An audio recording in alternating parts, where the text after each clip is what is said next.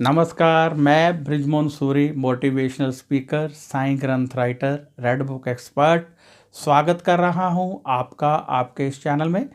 Channel जिसका नाम है बृजमोहन सूरी। यूट्यूब पर यदि आप टाइप करेंगे बृजमोहन सूरी तो ये चैनल खुल जाता है। इस चैनल में आप बहुत कुछ देख सकते हैं। आज मैं आपके लिए एक नया विषय लेकर हाजिर हूं, तो आइए शुरू करते हैं आज का नया विषय। धरती के नीचे खजाना है या नहीं है, यह जानने के लिए कुछ एक लक्षण होते हैं।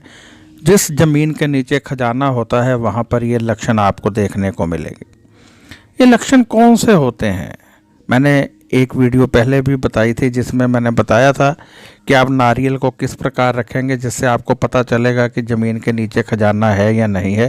परंतु आज मैं सामान्य लक्षण बताना चाहता हूँ जो गुजरते टहलते हुए भी आपको पता चल जाएगा कि यहाँ पर खजाना हो सकता है।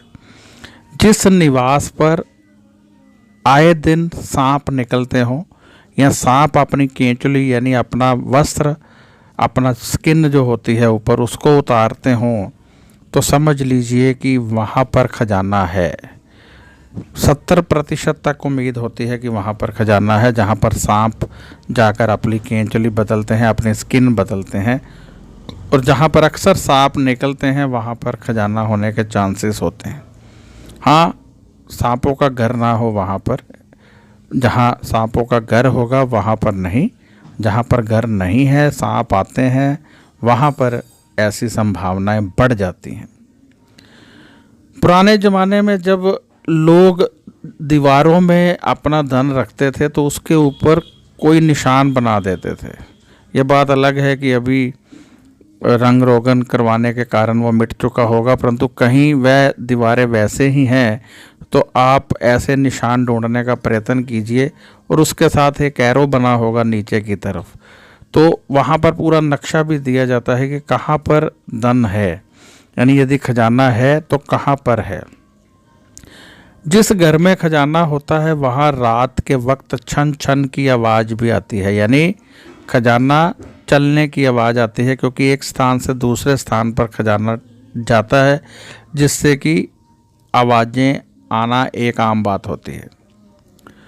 और दूसरी बात यह है कि जिस निवास के नीचे धन होगा वहाँ पर जो रहने वाले हैं वो अक्सर गरीब होंगे, यानी उनके बनते बनते काम रुकते हैं, काम सभी पूर्ण नहीं होते हैं, नुकसान होते रहते हैं, और वहाँ पर कोई बहुत बड़ा रोगी भी होता है। ये भी एक लक्षण है।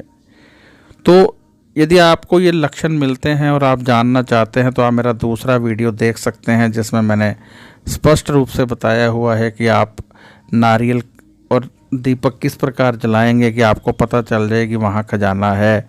तो आप उस वीडियो में भी सारा कुछ देख सकते हैं। मेरे चैनल में है, बृजमोहन सूरी टाइप करेंगे तो चैनल खुल जाएगा, उसमें ये वीडियो आप देख सकते हैं। सबसे बड़ा जो लक्षण खजाने के रूप में होता है वह है कि जिस धरती के नीचे खजाना होगा उसके ऊपर आप कितने भी फर्श अच्छे डाल लीजिए, वहाँ पर एक तरेड़ सी आ जाती है, यानी थोड़ा सा फर्श टूट जाता है।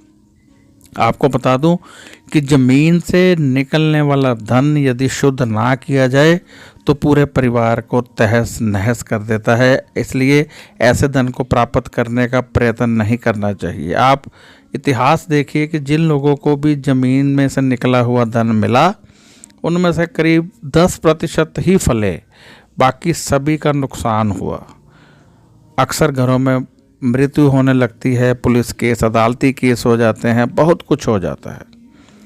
तो इन सब चीज़ों को बहुत ही ध्यान से देखना चाहिए और उसी के हिसाब से चलना चाहिए, क्योंकि इन खजानों पर बहुत सारे, जहाँ भूत प्रेतों का वास हो जाता है वहाँ बहुत नेगेटिव वाइब्रेशन का वास भी इस पर हो जाता है, जैसे कि यदि इसको शुद्ध ना किया जाए तो वो सारी अनिष्ट करने वाली शक्तियाँ जिसके पास ये खजाना जाता है उसी के पास चली जाती हैं। इसीलिए कहा जाता है कि पहले हवन किए जाएं, सब कुछ सही किया जाए, फिर खजाना ढूंढा जाए। तो आप अपनी दीवारों पर भी ऐसे साइन देख सकते हैं। आप अपनी दीवार को नॉक करके देखिए, जैसे नॉक करते हैं ना, दरवाज़ा नॉक करते हैं, और यदि वो खाली नज़र आती है, पुरानी दीवार है, काफ़ी पुरानी है और खाली नज़र आती है, तो इसका अर्थ होता है कि दीवार अंदर से खाली है। अब खाली क्यों है, ये एक सवाल पैदा होता है कि क्यों खाली है, कहीं इसके अंदर कुछ है तो नहीं, हो भी सकता है। तो इस तरह से भी आप देख सकते हैं कि आप खनका कर भी देख सकते हैं। वैसे आजकल अमेज़ॉन पर एक यंत्र भी आ गया है जो ज़मीन के नीचे छुपे हुए गोल्ड को बता देता है कि कहाँ पर सोना है। यानी एक ऐसी मशीन है जिसको आप लगाएंगे अपने फर्श पर तो वो बता देगा कि कहाँ पर सोना है। सोने को ढूंढने के लिए ये यंत्र बना है, मशीन बनी है। तो इस प्रकार से आप इन लक्षणों से पूर्ण रूप से जान सकते हैं कि कहाँ पर खजाना है या नहीं है तो कितना है, ये सब इन चीज़ों से आप जान सकते हैं। परंतु इस धन को आपने शुद्ध अवश्य कर लेना है, जैसा मैंने बताया कि हवन वगैरह करके शुद्ध कर लेना चाहिए।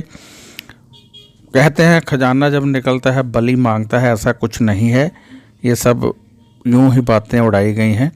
इतना ज़रूर है कि पाठ पूजा करके उसको शुद्ध करना चाहिए और देखना चाहिए कि वो खजाना सरकार को जाना चाहिए या आपके पास रहना चाहिए। यदि सरकार के पास जाना चाहिए तो सरकार को देना चाहिए और उसमें से इनाम जितना बनता है ले लें, इससे भी वो शुद्ध हो जाएगा और आपको लाभ मिलेगा। और यदि आपका हक है तो फिर आप रखिए, तो लेकिन शुद्ध अवश्य कर लीजिएगा। ये कैसे होता है, ये सब आप किसी तांत्रिक से संपर्क कर सकते हैं, हम ऐसा कुछ नहीं करते हैं।